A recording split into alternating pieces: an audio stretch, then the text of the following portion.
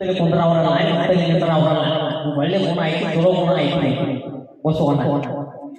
ಏನು ಮಾಡಿ ತೋರಿಸಿಲ್ಲ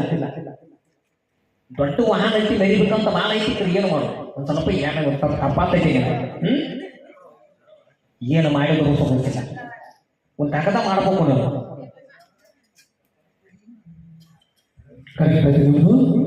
ಈಗ ನನ್ನ ಪ್ರಶ್ನೆ ಹೇಳಕ್ಕೆ ಸರ್